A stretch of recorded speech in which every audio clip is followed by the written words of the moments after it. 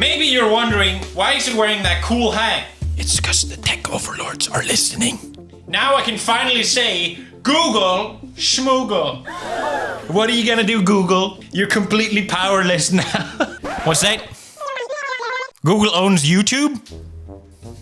I would Google that, but I literally can't. What are they gonna do? Censor this video? Demonetize it? Bury it under the algorithm so no one can find it? You're completely powerless, Google. You got nothing on me.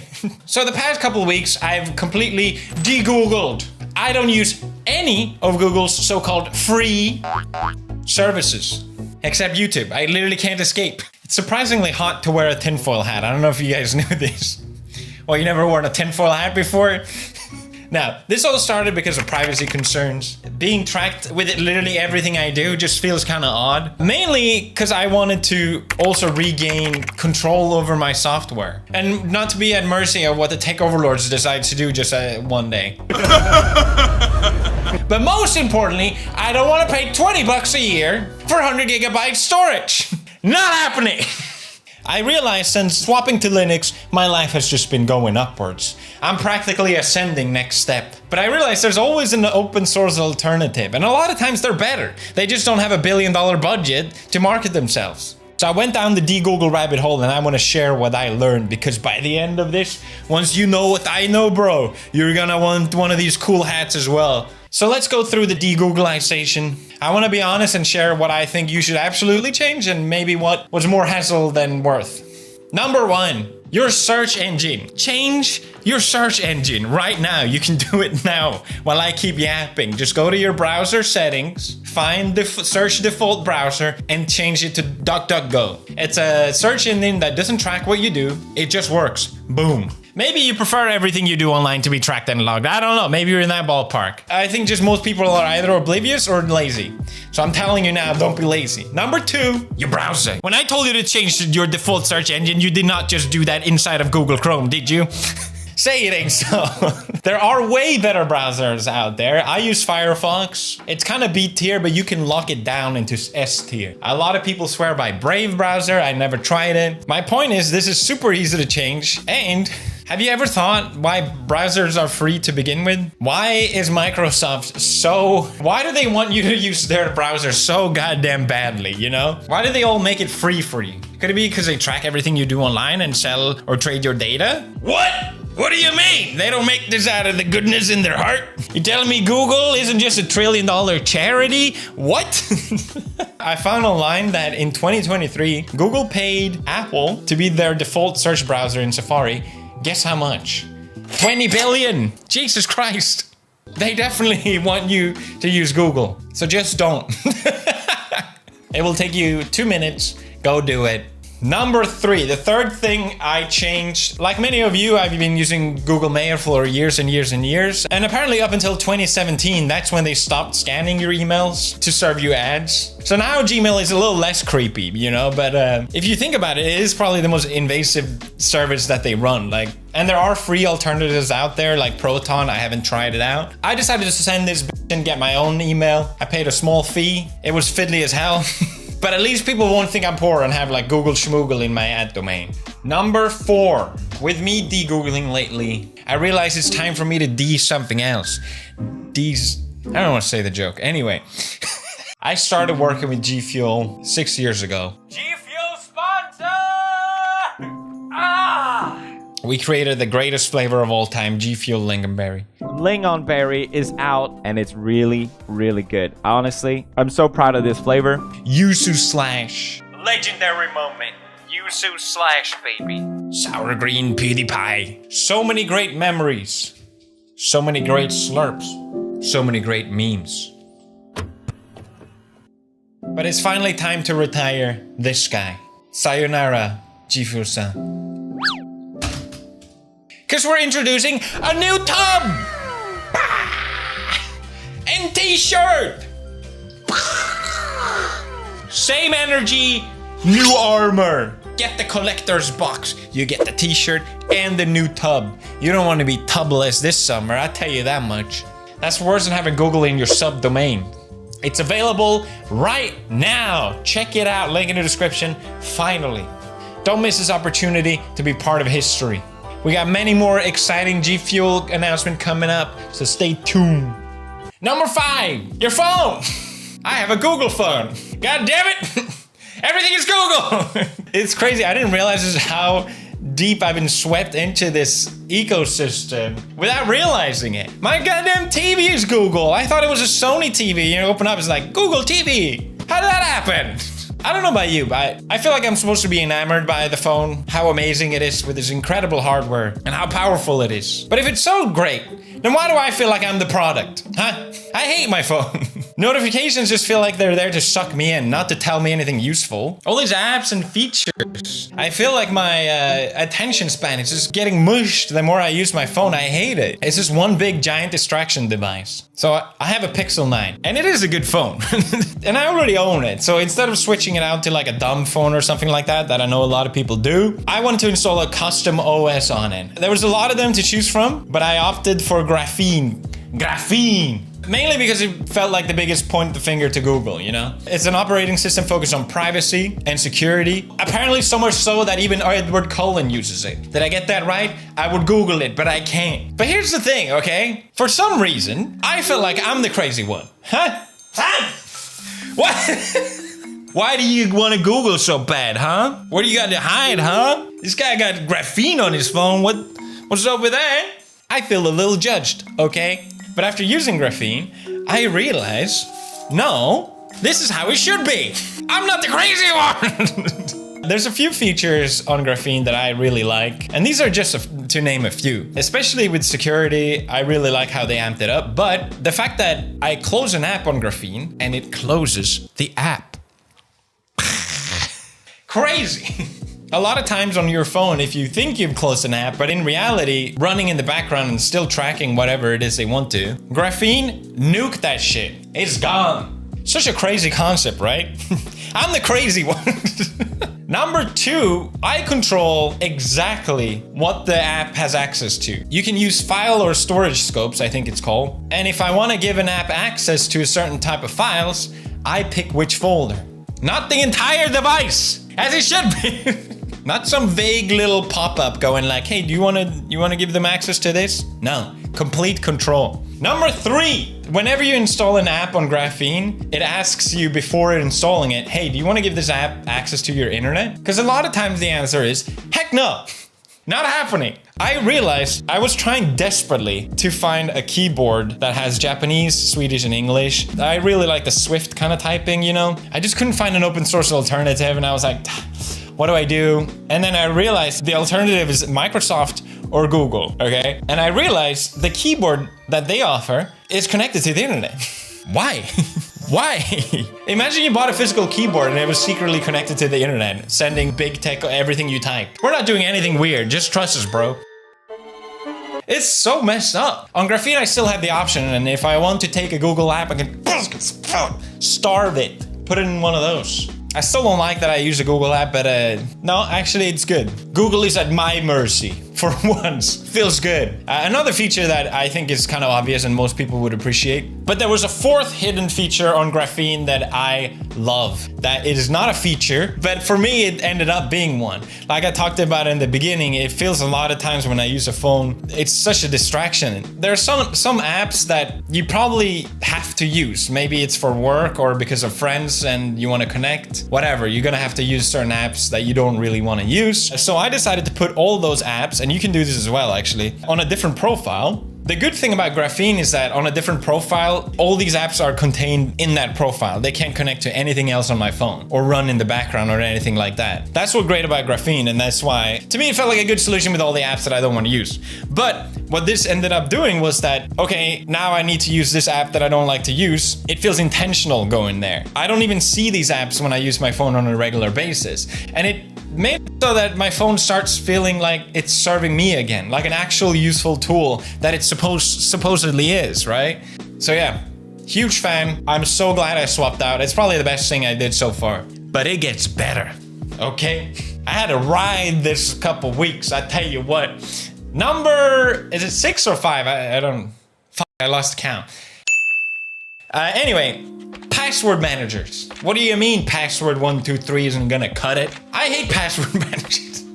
Why? because they cost 67 pounds. To host a 5 kilobyte size document? I don't think so. This whole videos of me just doxing myself for being cheap. It's not happening. I'm not paying that. I almost had a heart attack when I found out. I'm paying what? But you need a password manager. That's just the reality of today. I thought I was so smart. I was like, okay, fine. I don't need to do this. I'm running Linux. I downloaded a backup. I made it into an HTML and then I encrypted it. And then I had an alias, so I unencrypt it when I need to use it, and then quickly encrypt it. Is it unencrypt or decrypt? It doesn't matter. Bada bing, bada boom, I saved myself 67 pounds. If I live for, I don't know, 30, 40, 50 years, that's like, I saved myself a lot of money. Multimillionaire is a cheap ass. .mp4, that's what I should call this. But then I realized, I need this file on other devices. I need it on my phone and my laptop, and what if I go abroad? And that's when I discovered glorious SH! Self-hosting.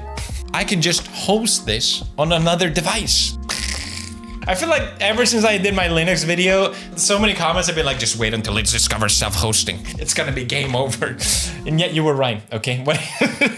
I started off on a Raspberry Pi 5. This thing is relatively cheap. It's got Ethernet, it runs on low power, and it's powerful for its size. Can do more than enough for what I wanted to do. I found an open source alternative, which is Vault Warden. You can host your own password manager, basically. The problem was, I have no clue what the heck I'm doing. What is a reverse proxy? What do you mean I can't just put my IP address in my browser and be done with it? The Vault Warden is so secure that it wouldn't let me connect to it unless I set it up properly. Every time I thought I did it, I kept seeing the spinny circle, and I saw that circle for 2 goddamn days. But once it finally worked, magic. I have done it. I had saved myself 67 pounds. Tears running down my eyes. It was beautiful. My first successful self-host. My God. No more subscriptions. No more syncing drama. Just my own secure vault. It felt like I was finally breaking out of the matrix for real. And the thing is, once you start understanding how this works, it's really not that bad. If anything, it became super fun because with compatibility layers like Docker, you can so easily just pick and choose what open source software you want to download, keep trying out different ones. The world is your oyster. Just pluck them from the trees. And everything just works. So I needed a note-taking app. I found one called Yoplin. That's how you say that, Yoplin. It had a desktop app and a phone app, which is exactly what I wanted. But when I installed Yoplin, this is where things got weird. Do not judge me here, okay? This is... You can probably relate to this, actually. Have you ever been so lazy that you try and find another alternative, but then that leads you on a road that was 10 times more complicated than just not being lazy? The image that I was trying to install on my Pi was not compatible. It was 86 by 64. This is ARM-based structure. It doesn't matter. Not compatible. I can just find another one. But I thought, hey, why don't I just quickly install this on something that does run 86 by 64? And I look around and I'm like, oh. Well. My Steam Deck runs 86 by 64. So you may be asking, Felix, did you use your portable handheld gaming console to host your note-taking app? Yes, but it gets worse actually. Steam runs Linux. Beautiful. It actually runs Arch, which is the distro I use on my desktop. Match made in heaven. But I thought to myself, well, it's filled with all this like Steam bloat. I should probably uninstall Arch so I can then install Arch. I don't know what's wrong with me. Don't ask.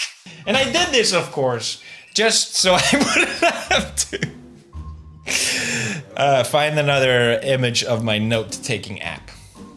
But anyway, it works. At the end of the day, that's all that matters. Now, I got my notes app running beautifully.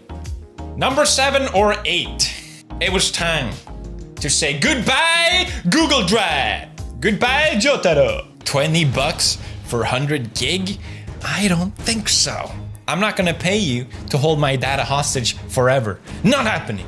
What if I live for another 600 years? Think about how much money that's gonna be to Google. No more subscriptions, redundant subscriptions. Instead of Google Drive, I set up File Browser. The thing that bothers me about all these free online storages that gives you a certain amount at least is that first of all, it's not safe. Second of all, I don't know what they're doing with that. Thirdly, I hate how it's used. I don't know if you can relate to this. Maybe it's just like a me problem, but let's say I've gone outside, I've touched grass, I've taken all these photos and videos, and then I sit down in front of my computer, and then all of a sudden internet goes down, and I'm like, what happened? And then it's like, oh yeah, my Google Drive decided to back up every single photo and video I've ever taken. And it's like, I don't want that. I want certain images. Let me pick those first. And I don't want you to suck up my entire bandwidth. With File Browser, I can throttle the speed and I can do it when I want to, which files I want to. I went a little nerdy and overboard, a surprise. And I wrote a bunch of aliases and shell functions so that I can define push or pull to download or upload,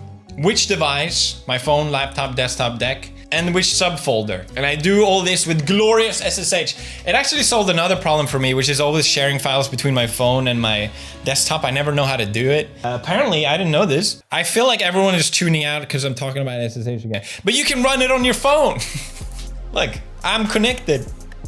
And then I thought, fuck, and now I gotta do an opposite script on my phone. But then I realized I can just connect to my desktop to run the script. It doesn't matter, okay? It's cool. Just trust me, it's cool. Number 9. AI. We have to talk about AI. I don't know about you, but I don't like using AI. It feels like I'm kneeling directly to the tech overlords. And not to mention the goddamn subscription fees. I feel like I'm spoon feeding the machine that has stolen all my data, more of my data. Here you go. Nice and fat. Here you go. Not happening. But I got curious and, you know, I built my own computer not long ago and I spent a lot of money on it. Why don't I just see if I can run it myself? It's a beast. So I set up a local language model called Mixtral. Emphasis on local, which means it runs on my computer completely offline. It's beautiful. Now I can search whatever I want. And I can ask it dumb questions like, why is my left toe bigger than my right toe? And no one knows about it. Not Google, not AI overlords, not even you. Step 10. How many steps are there? And we have so much left. PDFs, Google Docs, calendar, contacts. I was honestly getting a little tired at this point to try and find an alternative to all of these, but that's when I discovered Nextcloud. It's an open source self-host beast, and it does all of this for you. Maybe there are better singular alternatives, but the fact that I can get all of this baked in one was exactly what I needed, and just one quick install and it was done. I was completely out of Google, and it felt amazing. Finally, I'm free. From here on is when I needed to tighten things up a little bit. I actually bought a domain. I know, I paid a subscription fee. But it's worth it. If you're self-hosting, it's actually worth it because you can get a domain for $5 a year. It means I can get better security features and I can put all these services in subdomains. So like docs.mysubdomain.com and password.mysubdomain.com, like all these different things I made, I can access easily. I don't have to type my IP address for each one. And I started to tighten down the security as well, especially because I was looking online. I'm like, I'm getting a lot of bots that are pinging me. I don't like this. Everything is locked in with the password already, but I added another layer of zero trust, so you can't access anything unless you have another login. I locked in my IP address with Tailscale. Beautiful Tailscale. I could make a whole video. I had a fail to ban. It was definitely worth spending some time locking things down. And I think I found a good balance of it being secure, but also not like a huge hassle every time you want to access either. Now, swapping out all these Google services, there's one that I just can't escape, and I don't mean YouTube. There's one that sucked the most to get rid of, and that was actually Google Maps. Because Google tracks you so well, it is so good at predicting traffic. And since I drive a lot in Tokyo, I really rely on that to get to places on time. You can't be late in Japan. It's like a death sentence. The first time I used my open source alternative, I ended up 30 minutes late. And that's when I realized, hey, maybe Big Brother tracking everything isn't so bad. Maybe surveillance has its perks. But I stuck to my de-googling, and the best alternative I found was just using my car's GPS. It has all this Japanese services built in anyway.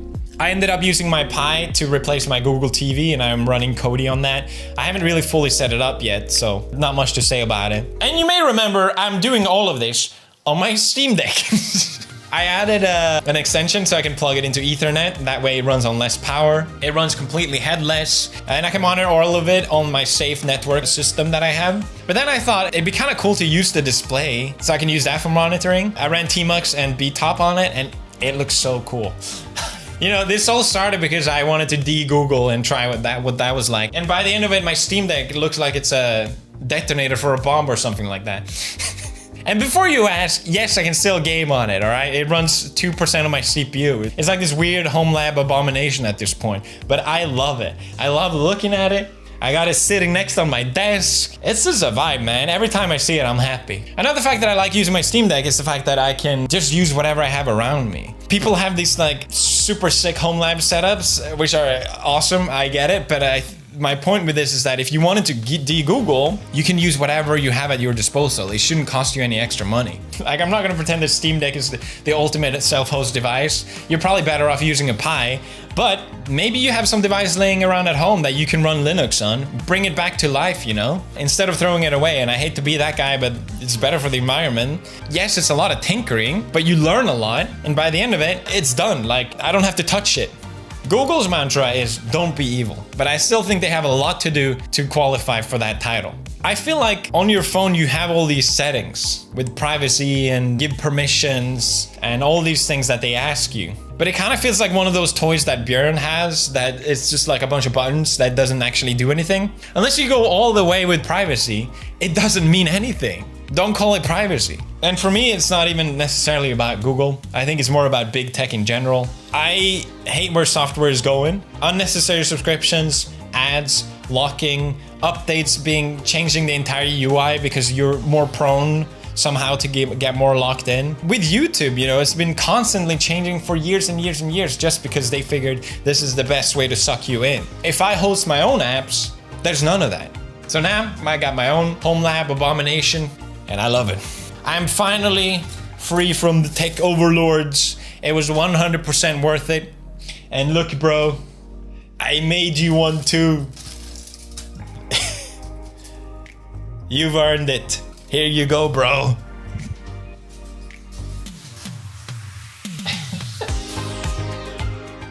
This video is sponsored by Saily. I am a huge fan of Saily because it genuinely makes traveling for us so much easier. This time when we were on our way to Savannah, Marcy asked me about it and we literally set it up on the flight because it had internet. For those of you who don't know, Saily is an eSIM app, which means electronic SIM. So if you're traveling almost anywhere in the world, over 60 countries, you get access to internet through this app. Marcy said just open the app, pick the country, picked how much data she needed, and of course, use code pewdiepie, which gave her a 15% discount. And bada bing, bada boom, instant internet as soon as you land, which is what I want. The first thing I want when I land is internet. I genuinely hate standing in line when I land renting a Wi-Fi box. How is that a good solution? You just have to carry another thing when you're traveling that also have to worry about being charged. Or if you opt to just buy a physical SIM while you're there, you still have to go and actually find where to buy it, set it all up while you're there, and you have to worry about losing your original SIM, at least I do. It's kind of important. I don't like removing it. Saily just solves all the problems. It's an amazing service and I highly recommend it. You can use the QR code to download it or use the code pewdiepie at checkout for 15% discount. If you're planning a trip anywhere, you can download it right away, set it up all now, and don't even have to think about it. You need internet when you travel, so I just love that it removes that stressful element to me. So thank you, Saily, for being an amazing sponsor, and you guys are welcome.